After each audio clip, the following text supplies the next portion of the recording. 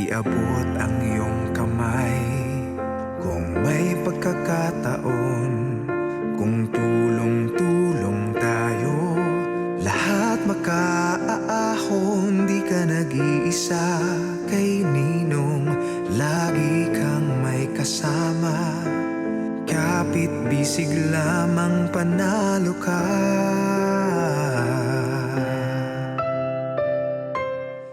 Ito ang ating misyon.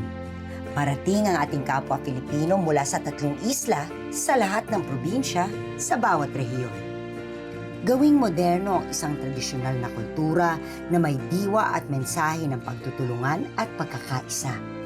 Muling buhayin ang kahulugan ng bayanihan, ipakalat ang tunay na pagdadamayan. Sa panahon ng pangangailangan ng ating mga kababayan, tutulungan at tuturuan natin silang tulungan ang kanilang mga sarili para makamit ang mga pangarap sa kanilang komunidad, mga proyektong mapapakinabangan ng bawat sektor ng lipunan, ang ating taus-pusong hangad sa bawat lalawigan. Maging halimbawa at inspirasyon sa pagpapatibay ng pananalig at pagbibigay ng pag-asa at maiiwang pamana sa lahat ng henerasyon. Simula na ng ating modern day bayanihan. Ikaw, ako, lahat tayo kayang-kaya ipanalo kung dadamay bawat isa. Ikaw, ako, gaganda itong ating buhay. Pagtutulungan, pagmamahalan, yan ang ating kailangan sa buhay aangat. Winner tayo lahat. Ang mga magtutulungan sa misyon na ito. Ang inyong pong lingkod at kaagapay, Jelly de Belen po. Ako ang makakasama niyo mula sa studio para simulan ang pagtalakay at paghimay sa mga kwentong ating makakala. Sherilyn Reyes Tan. Pero sa gitna ng magagandang tanawin na ito, meron tayong mga kababayan na nagsastruggle para maitawid ang kanilang pang-araw-araw na buhay. Patricia Tumulak. Nakakalungkot dahil nakakaranas pa rin ng problema sa kabuhayan ang ilan nating mga kababayan dito. Sila naman ang iikot sa bawat probinsya ng Luzon, Visayas at Mindanao upang kamustahin at damayan ang ating kapwa Filipino. Sasamahan din tayo ng mga eksperto na magbabahagi ng kanilang kaalaman sa bawat issue. At si Manoy Wilbert T. Lee, siya ang mangunguna sa ating panel of experts sa desisyon upang resolbahin at aksyonan ang mga problema at pagsubok ng ating mga kababayan. Nakaka-overwhelm. Ito yung gusto natin. No? Tulungan natin sila. Nakakagawa tayo ng difference sa buhay ng mga tao. Tuloy-tuloy pa rin ang modern day bayanihan dito sa Si Manoy ang ninong ko, mga kapuso. Sama-sama naming tatalakayin at hihimayin ang mga pagsubok ng ilan sa ating mga kababayan sa bansa. Kasama ko ngayon si Manoy Wilbert at ang ating resident panel of experts na sina Mr. Jed Eva III, President of Estrategia, a strategic communications, research and political consultancy firm. He worked for 18 years in the government, serving all 3 branches, including the Office of the President. At kasama rin natin si Attorney Patricia Galang de Jesus, former Special Assistant to the Administrator in the National Food Authority, legal consultant in the Department of Trade and Industry, and law professor. Ngayong umaga, dadayo tayo sa Coronadal, South Cotabato, kung saan nag-vault in ang mga tricycle drivers doon para makatulong sa kanilang komunidad. Sa oras ng medical emergencies at sa panahon ng kalamidad, sila ay always ready. Ang tanong, sino kaya ang sasaklolo sa kanila kung sila naman ang nangangailangan ng tulong? Kasi tumutulong sa akin ng Takurong, Isulan, nagparating sila ng tulong sa amin. Dito rin sa Coronadal. Kaya namotivate ko, kailangan tumulong sa kapwa. Sa pagbabalik ng Si Manoy ang ninong ko. Ikaw, ako, kayang ipanalo. Winner tayo lahat.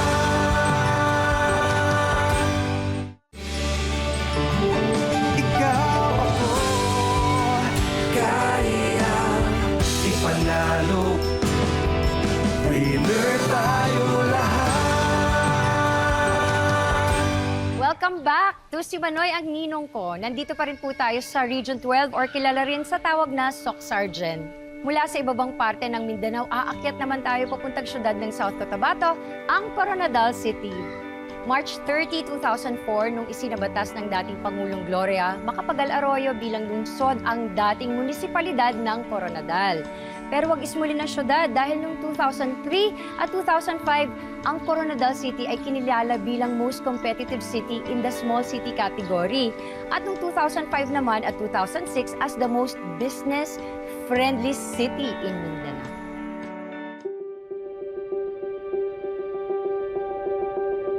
Dahil sa mahigit na 8.4 million na sa kasalukuyan ang mga registered motorcycles and tricycles sa buong Pilipinas, hindi katakataka na ang mga tricycles na ang magmamana ng titulo mula sa mga jeep bilang sunod na hari ng kalsada.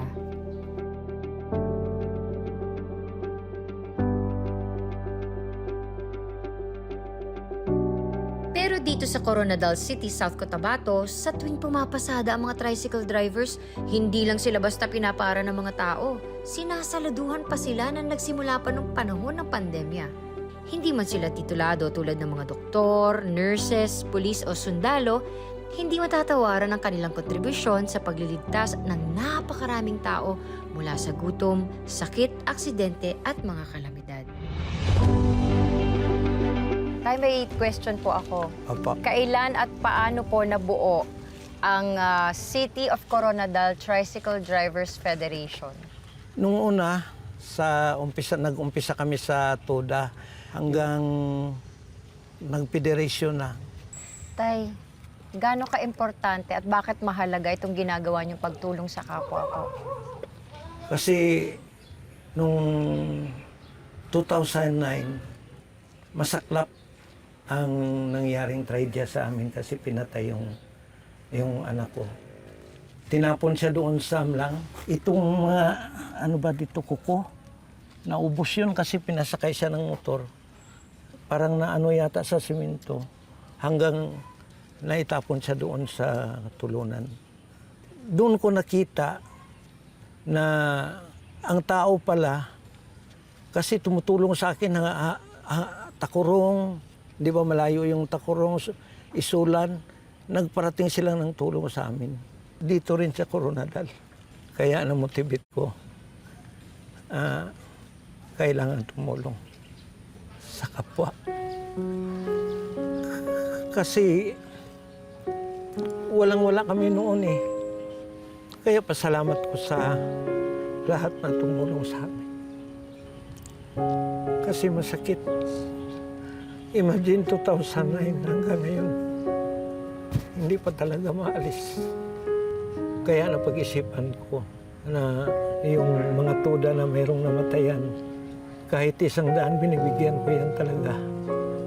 Kahit wala akong income. Kasi naranasan ko rin na tinulungan din ako.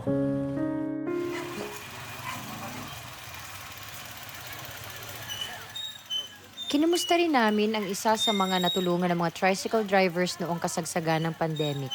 Si Rial Apelyido na muntik nang mamatay dahil sa stroke. Na medyo nahihilo ako, hindi ako makatayo masyado kasi parang hilong-hilo ako. Hindi na ako makagalaw. Yun na ang time na nagtawag na siya sa mga kasamahan ko. Mga 12 ng midnight, na anuhan ko lang na nasa CR siya kasi sabi niya mag-ihi daw siya. Nagtataka ako bakit hindi na siya lumabas. Nung pinuntahan ko po, andun na nakasandig na lang po siya sa may, sa may dingding. Kaya ayun, binuhat ko talaga siya with my own. Talagang inilabas ko ang asawa ko, pinaupo ko siya sa bed. Kinakausap ko siya, nadalhin ko na sa hospital. Kaya ngayon po, iniisip talaga namin yung financial po kasi walang-wala po talaga kami. Kaya tinawagan ko po yung mga kasamahan niya ng mga driver. Nakita ko yung mata niya nakapikit, nakahiga sa kama. Saka wala na talaga eh. Hindi siya gumagalaw. Sabi ko sa kanya, susugod kita. Pero naririnig niya, umiling-iling siya na ganun. Pailing-iling yung ulo niya. Nagpatulong din ako, may kasama ako na 2 para yun magbuhat. Kasi ang bigat niya, ang laking tao. So binilis-bilisan talaga namin yung patakbo ng tricycle para maisugod agad. Kung sa tingin mo, walang tumulong na tricycle driver na mga kakilala nyo, ano kayang nangyari sa inyo? Siguro ma'am, baka namatay ako ma'am kasi ma'am, wala may tricycle ako ma'am, wala mag-drive kaya yung panganay ko, nasa Tacorong po ma'am. Ayun, ano kaya magiging sitwasyon ng pamilya? Mahirap na mahirap po. Bakit, Marinel? Kasi kung sa totoo lang po, nung gano'n ang sitwasyon ng asawa ko, talagang hiniling ko po sa Panginoon na huwag niya munang kunin. Kasi mahirap para sa akin.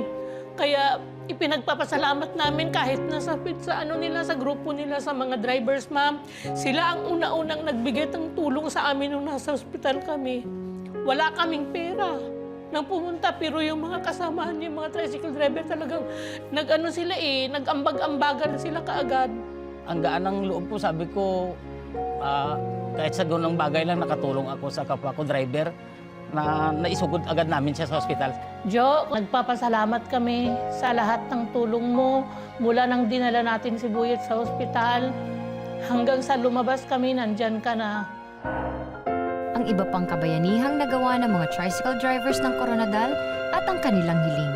Maririnig na natin sa aming pagbabalik. Tutok lang po kayo. Ikaw ako, kaya ipanalo. Winner tayo lahat.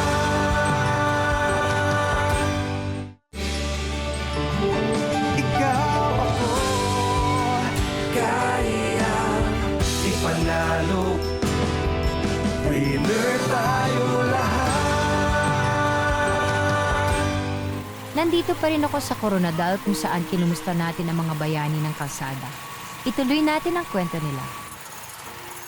Matapos nating makilala si Rial na naisalba ni Elmer mula sa tiyak na kamatayan, bisitahin naman natin si Elizabeth, isang ginang na tinulungan ng isa pang tricycle driver na maipanganak ng ligtas ang anak nito. Ikasampo ko na po itong anak. Kasampo. Tapos, hindi ko alam na manganganak ako. Umabot na mga 12:30. Sakit-sakit na. Hindi ko na kaya. Mga 1 o'clock. Ginising kong mister. Sabi ko, pa, tawag ka ng tricycle.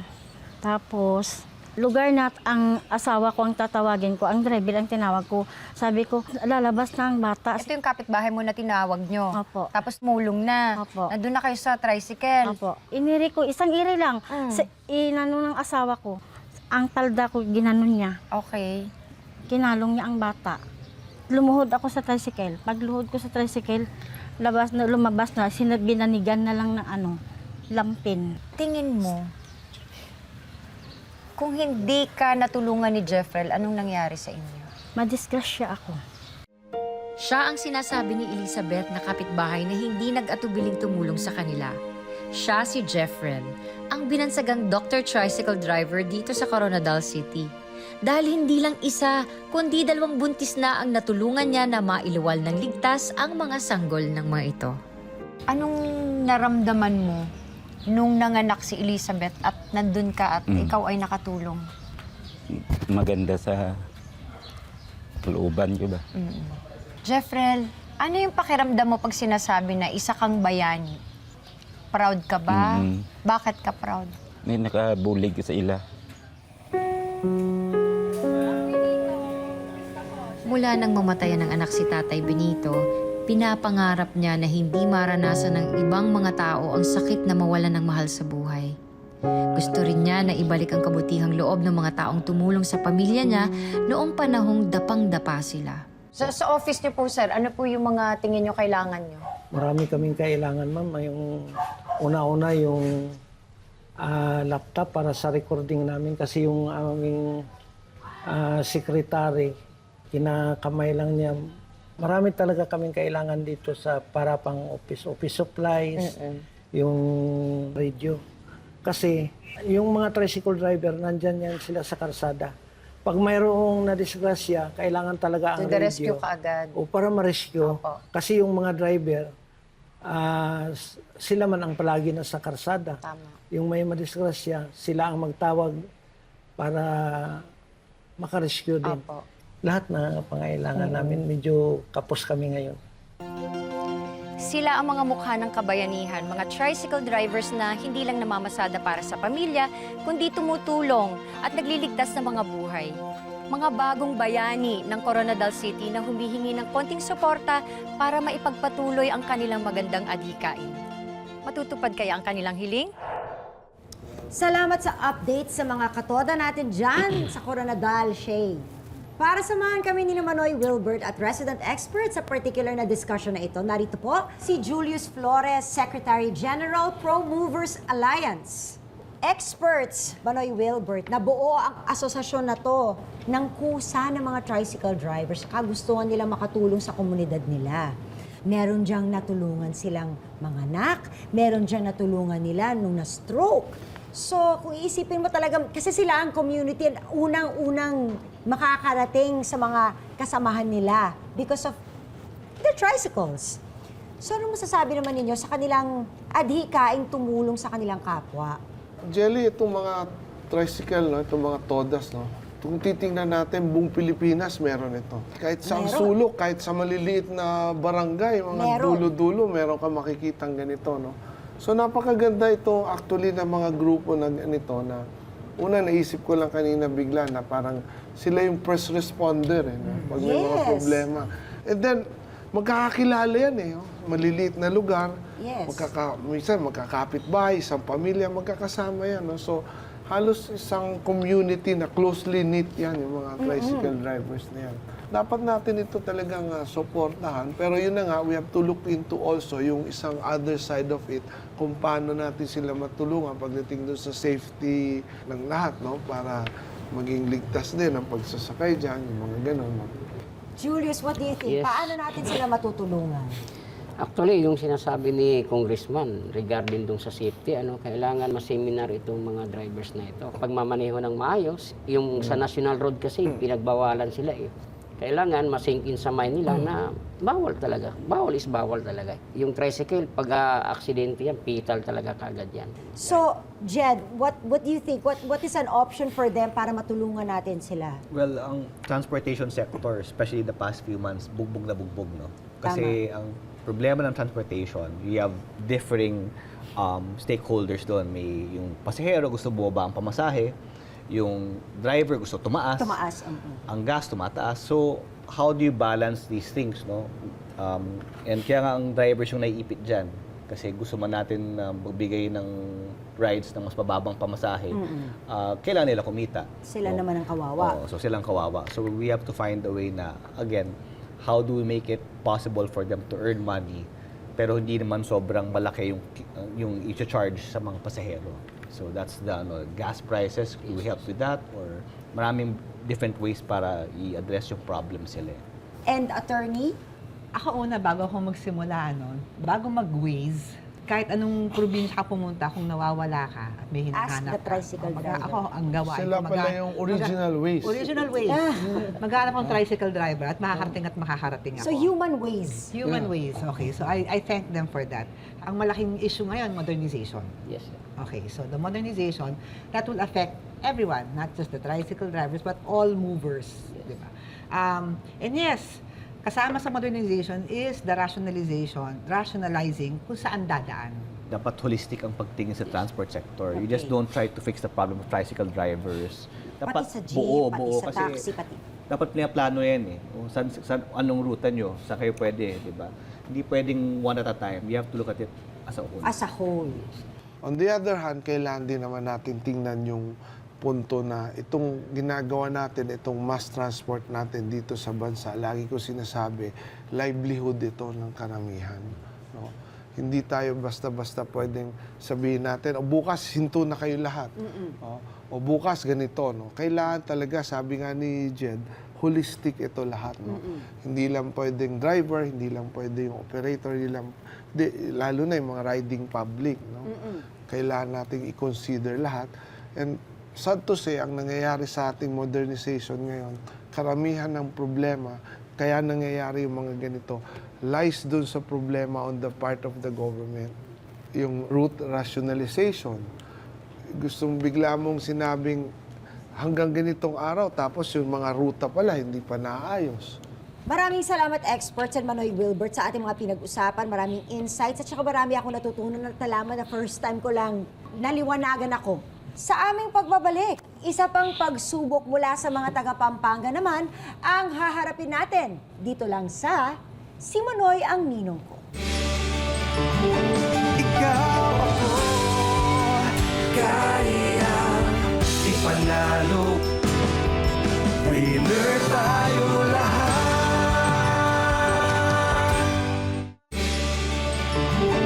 Ikaw ako, kaya ipanalo.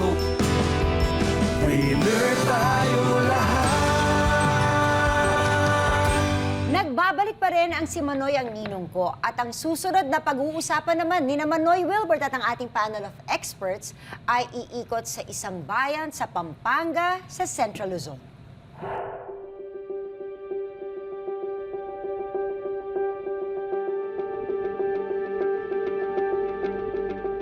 Noong 2023, tinatayang mayroong 15 million solo or single parents sa buong Pilipinas.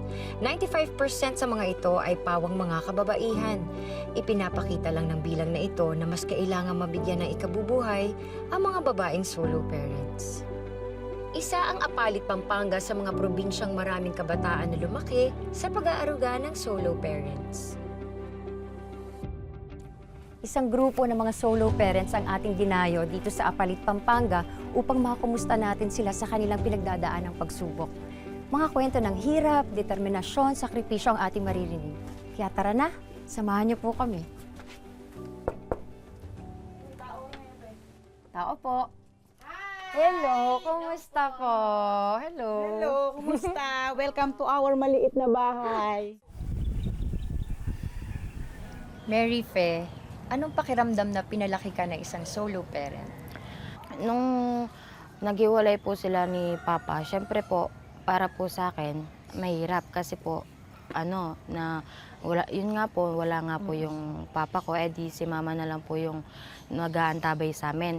Bali po, naano ko po kay Mama na nakikita ko po siya nahihirapan kasi po, siya na lang po yung mag-isang tumataguyod sa amin. Tapos nakikita ko po siya na nagtatrabaho po siya sa umaga, tapos magmamassage po siya sa gabi, tapos uuwi na lang po siya para matulog lang po ng konti. Tapos ganun na lang po ulit. Minsan na lang po kasi namin siya makakasama nun simula nung siya na lang po yung bumubuhay sa amin. So parang ikaw ba yung parang tumata yung panganay din dahil ikaw yung babae? O kumusta, paano inyo inalagaan yung mga sarili nyo, yung bunso nyo?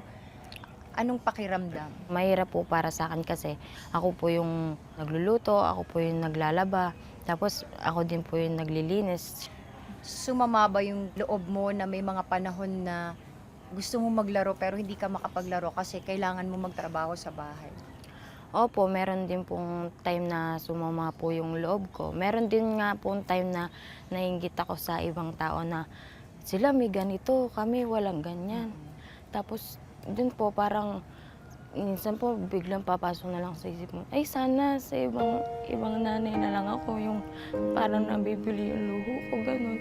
Pero hindi po, pero bigla pong papasok sa akin yung sakripisyo po ng nanay ko na yung paghihirap niya po na pinalaki niya po kami nang siya lang po mag-isa na kaya niya po yun. Ang ina ni Maria Fe na si Mary Grace Garcia ay ilan lang sa mga nagsasakripisyo upang maalagaan at mataguyod ang mga anak ng mag-isa. At ngayon lumalaban siya kasama ng mga katulad niyang mag-isa na nagpapalaki sa kanilang mga anak. Siya ang kasalukuyang presidente ng Sukad Solo Parents Association or SSPA na itinatag noong 2011 sa Apalit, Pampanga. Alinsunod sa batas ay may layunin ito na magtaguyod ng mga negosyo o livelihood programs. Dahil wala nga akong alam na hanap buhay noon. Kasi talagang hindi naman din ako nakatapos ng mahirap din maghanap ng trabaho. Tapos noon, dito sa namin, municipality, nag-open sila ng mga solo parent. Nag-apply ako. Okay. So, sinuwerte naman ako. isa ako sa mga pioneer ng SUKAD, solo parent, nag-apply ng dito sa tapos nagbibigay daw sila ng pangkabuhayan. So pang start. Nung una, maayos. Nabibigyan kami ng mga seminar. Yan. 3 days kami sa mga, parang team building, yung gano'n. Okay. Nagagano, tapos binibigyan kami ng mga sa Kapitolyo, sa munisipyo, kung ano yung hanap buhay namin, tapos bibigyan kami ng, so sinusuportahan nila kami. Nagkaroon ng pag-asa sina Mary Grace sa pagsisimula ng SSPA dahil sa tulong ng inisyatibang ito. Naging determinado ang mga solo parents na magsipag at magkaroon sila ng pagkakakitaan. Mula nga sa 9 lang na miyembro, umaabot na sila ngayon sa 100 solo parents na regular na nagkikita-kita at sa kalaunay naging mga sandalan ng isa't isa sa mga pagsubok ng buhay. Subalit matapos ang halos 10 taon, tila walang naiisa katuparan sa kanilang mga pangarap. Hindi siya natutuloy. Hindi siya nabibigyan ng pondo. Tapos nung last na binigyan kami ng training before pandemic, candle making, yung gano'n. Ayun, nag-ano lang kami ng yung mga wax, yung mga materyales, gano'n. Tapos pero after nun, tapos na yung training namin, wala naman silang binigay na pondo. Nung nag-pandemic na, watak-watak na. Wala na, namatay na yung namin. Nalugmok sa kalungkutan at kawalan ng pag-asa sina Mary Grace. Napaisip sila na tila na pag-iwanan na raw ang kanilang organisasyon.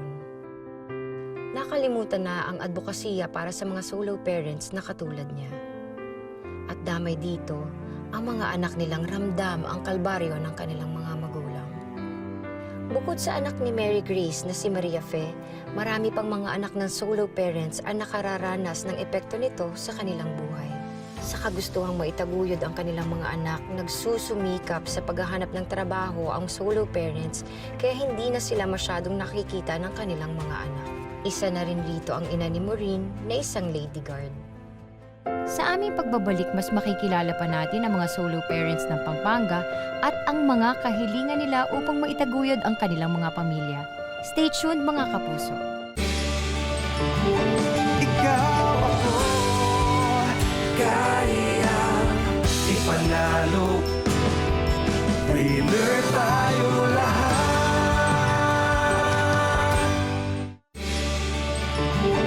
Ikaw ako kaya ipanalo. Winner tayo lahat. Ano nga ba ang pwede nating maitulong sa mga solo parents na ang hangad lang naman ay magkaroon ng regular at maayos na pagkakakitaan? Nagpapatuloy ang ating kwento. Hello po. Hello! Kumusta? Maureen, gusto kong itanong, kumusta yung feeling na lumalaki ka na solo parent yung nagpapalaki sa'yo? Kung baga, syempre mama mo lang, ang nakikita mo. Kumusta yung pakiramdam mo? Mahirap po. Kasi wala po akong tatay. Wait lang po. Sige, okay lang. Ilang taon ka nung okay lang ba pag-usapan? Okay lang po. Naiyak lang po kasi ako. Talagang di po talaga ako lumaki sa tatay. Ilang taon ka nung naghiwalay sila? Baby pa lang po ako. Hindi na po ako nakaranas sa pagmamahal ng tatay. Nung habang lumalaki ka, kumusta si mama mo? Ano yung mga nakikita mong ginagawa niya para maitaguyod? Kaya sabi mo kanina, lahat ng trabaho, kahit panlalaking trabaho, kwentuhan mo naman ako sa mga sakripisyo niya. Dati po, nung bata po ako, kasama ko po kasi si mama sa hirap po. Sa lahat po ng hirap na pinagdaanan po namin dalawa. Yung mga kapatid mo, ikaw yung kasama lagi ni mama. Yung mga kapatid mo, anong ginagawa? Yung mga kapatid ko po, lumaki po sa tatay ko. Nung bata po ako, yung mama ko po talaga yung kasama ko. Nalayo po ako sa dalawa kong kapatid nun. Sa ngayon, rumaraket at dumidiskarte na lang si Mary Grace at kapwa miyembro upang maipangtawid sa araw-araw. Nagpaplano na nga siyang mag-OFW upang kumita. Sagot nga kaya ito sa kanyang sitwasyon? At paano ang iba pang mga kasamahan niya na walang ibang plano at mapupuntahan? At ang pinakamahalagang tanong, paano na ang mga pangarap nila para sa kanilang mga anak? Paano na ang kinabukasan ng mga ito? Anong kahilingan ang meron ka para sa mama mo? Yung ano po, isa lang po yung kahilingan ko kay mama na yun nga po, yung makakapagtapos po kami ng pag-aaral. Tapos po, gusto ko po na sana po magkaroon po ng stable po na trabaho si mama. Yung para hindi na po siya nagsasakripisyo na pupunta sa ibang bansa para lang meron po siyang maitustos sa amin, magkakapatid. Kaya po, kung gugustuhin ko lang po, kung may bibigay ko lang po yun, bibigyan ko po siya ng ng pagkukunan po ng negosyo, ganun. Ayaw ko na pong mawala si mama, ganun. Kaya minsan napapaisip ko na kay Lord na sana po umaba po yung buhay ni mama kasi po mahirap nga pong mawalan po ng nanay. Kaya nung po, meron po ako na na wala po makakatumbas ng pagmamahal ng isang ina. May pangarap ka ba or wish para kay mama mo? Meron po. Ano? Yung maging masaya lang po siya, tapos sana matupad niya po lahat ng gusto niya para sa amin.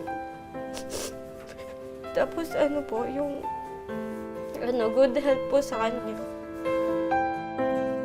At home po ako dito kasama ang ating mga kabalin. Damang-dama ko yung pagmamahal ng mga solo parents sa kanilang mga anak. Ikaw ba kasamang Jelly? Ramdam mo ba sa puso mo yung mga kaganapan dito?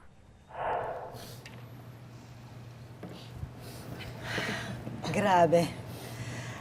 Nakakalimutan natin na yung mga single moms, sila talaga ang parang heroes para sa kanilang mga anak.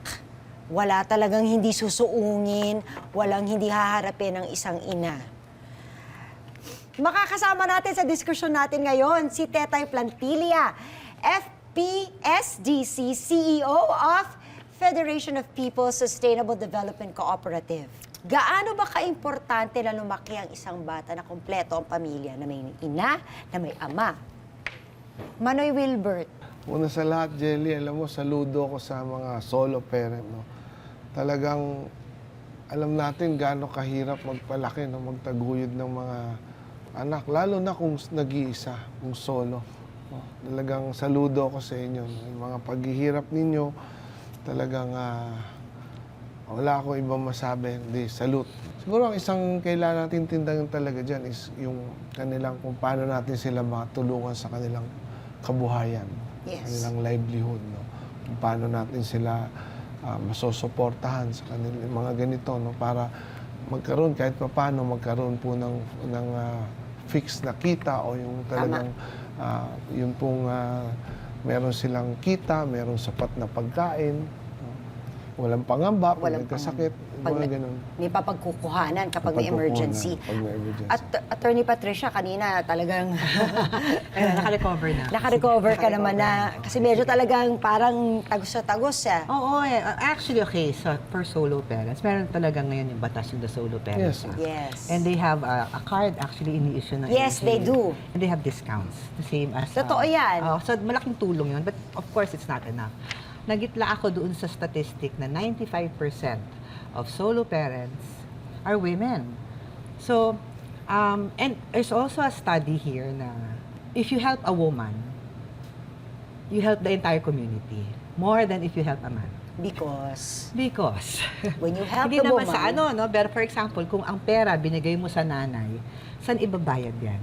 Sa tuition, babayad sa palengke, pangtustos. Pantustos sa mga anak. Kadalasan gano'n, di ba? Mas napapakinabangan. At it helps the community.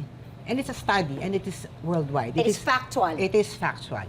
So to help women is to help the community. Oo, totoo yan. Very typical of a lot of government programs. Maganda yung simula eh. Marami silang programs. May batas. They were organized together. Yes. Binigyan silang content training.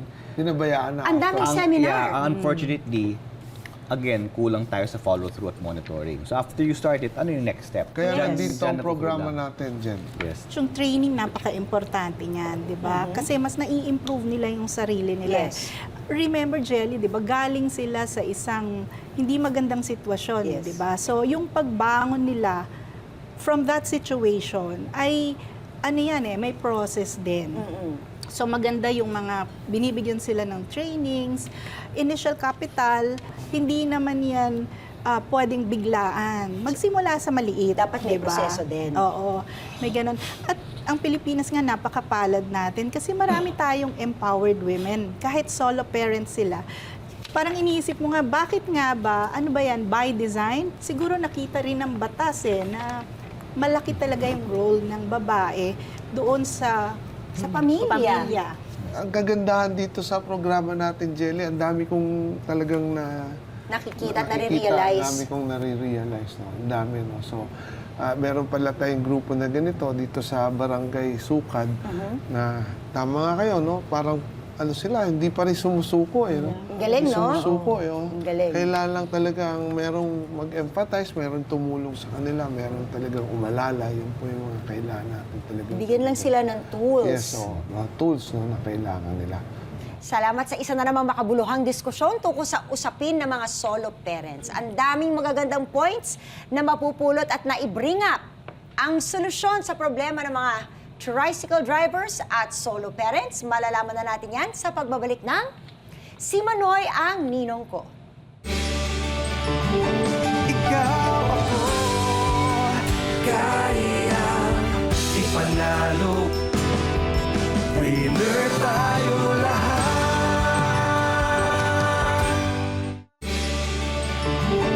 Ikaw ako, kaya ipanalo. Winner tayo lahat.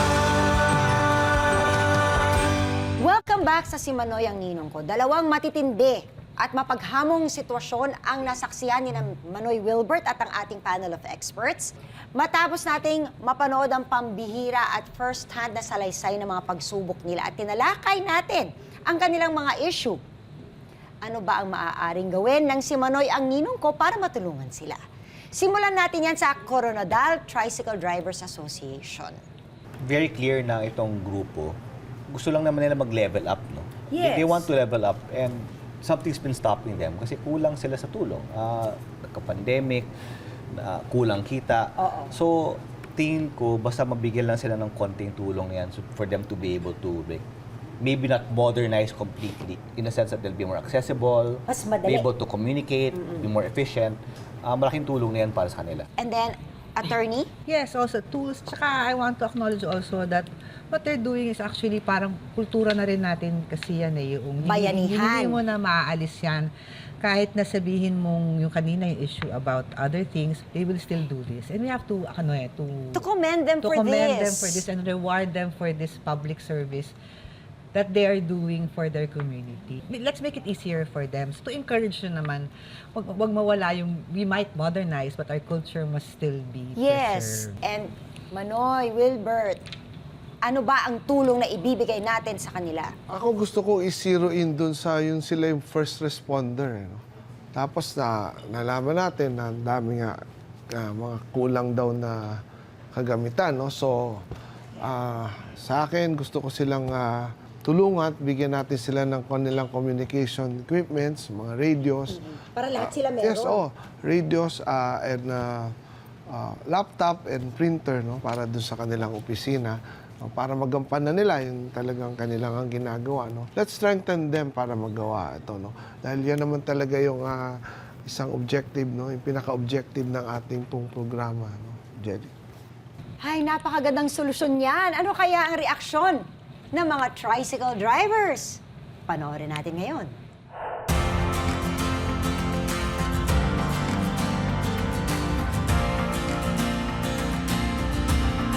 Magpapaalam na po ako sa inyo. Maraming salamat po sa inyo. Ikinagagalak ko po kayong lahat makilala. Kayo pong lahat ay bayani. Huwag po kayong titigil. Parang awa nyo na.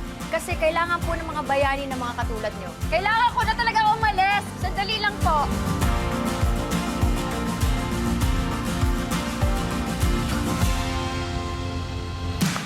Yay! Ang laptop! Para sa inyo. Maraming salamat. Oh, may laptop bag pa yan. Mga kuya. Radio! Yay! Printer. So, ito po ang mga ulan sa inyong mga kahilingan. Sana po masaya kayo. Yay!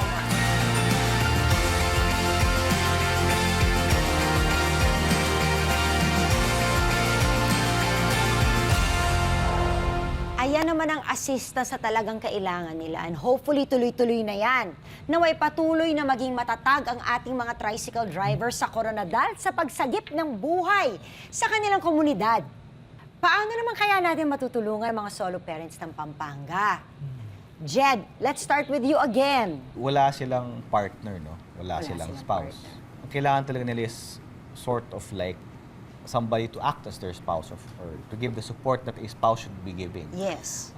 Whether it's in the form of maybe additional income, assistance so that they can better raise their children. That should be the things we should be looking for in terms of trying to help these parents out. All they want is an opportunity. All they want is, you know, some help for them to achieve their dreams. And I think if we can play a role in that, gawin natin yan. Attorney Patricia. Wala naman tayong ibang masasabi dyan kasi they deserve all the support and help that we and the government and this show can muster. When you help the solo parents, you're helping them raise their children. The law is that solo, mag-isa sila, pero the important word there is parent. Parent. So they're the parents. So it also has to be centered on the concern of how they can raise their children the best way they could, given their situation na. And yun na nga, yung livelihood. And then, and with the help, to ease the burden somehow. Bawas lang. Oo, kasi a child is a child of everyone. It takes a village nga. To raise a child. To raise a child. So we have to take up the cudgels for them. Manoy Wilbert. Una sa lahat, siguro tulungan natin sila. No? Nabanggit kanina, ito, specific dito sa Barangay Sukad, na meron sila before the pandemic, meron silang yung mga livelihood or mga bigay ng gobyerno na programa, pero hindi napagpatuloy. No? So siguro simulan natin doon. No? Ibalik natin, tulungan natin sila itong sa kanilang livelihood. No? Of course, by giving them yung puhunan, no? Bigyan natin silang puhunan uli para makapagsimula sila kung paano manage ng negosyo, paano po ito ayusin, kasi hindi naman po ito ganun kadali. No? Talagang alalayan natin, no? Hanapan natin sila ng mga experts na magme-mentor sa kanila. Bigyan natin sila ng kanilang seed money, tapos tulungan natin kung paano nila ito mapalago at mapalaki. Maraming salamat. Ako, exciting ito. Balikan natin si Shay para malaman ang reaksyon ng ating mga solo parents. Hello? Pati? Hi, Shay! Andiyan ka na? Yes, nandito na ako. Kasama ba si Mary Grace? Pakausap naman. Okay, wait lang. Si Pati. Hello, madam. Alam mo ba, Mary Grace, na bukod sa matatanggap niyong tulong, idadagdagan pa namin ng mas makakatulong para sa inyong proyekto. Talaga po? Ano po yon? Pwede kong malaman na agad. Bukod sa puhunan, meron akong ipapakilala sa iyo at i-introduce na tutulong sa paggawa ng dishwashing liquid hand soap niyo. Sa pamamagitan nito, magiging active at busy ang grupo nyo. Malaking tulong ito, Mary Grace, para sa pangkabuhayan ninyo, pati na rin sa pagpapataguyod ng pamilya nyo sa komunidad ninyo dyan.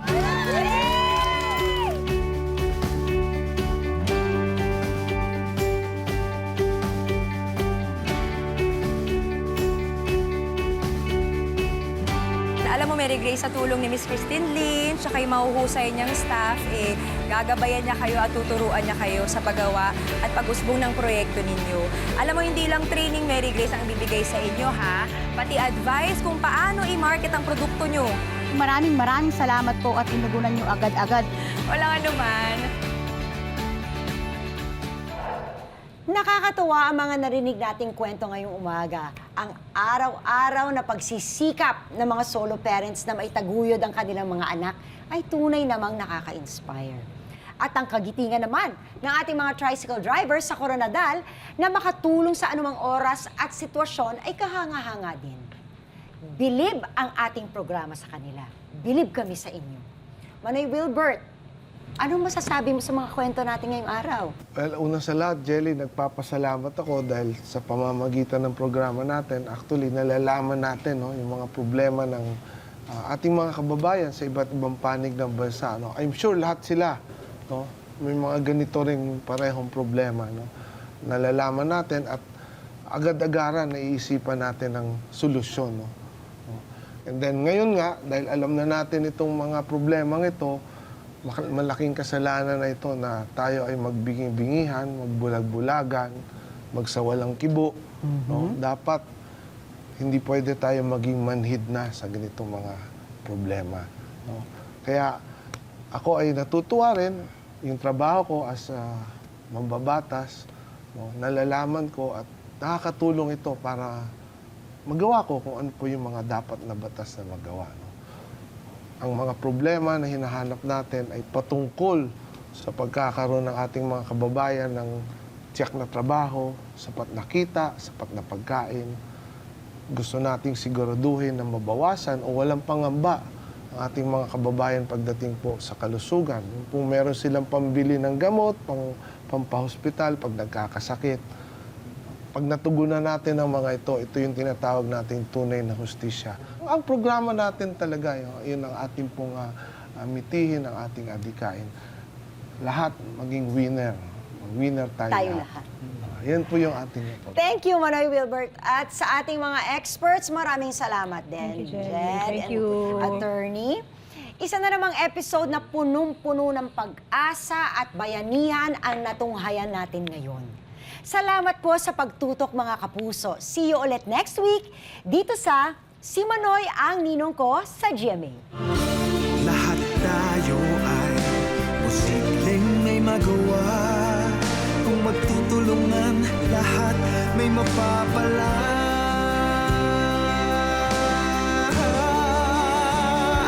Ikaw ko, lahat tayo kayang-kaya ipanalo kung dadamay bawat isa. Ikaw, ako, gaganda itong ating buhay. Magtutulungan, pagmamahalan, yan ang ating kailangan. Sa buhay aangat, winner tayo lahat.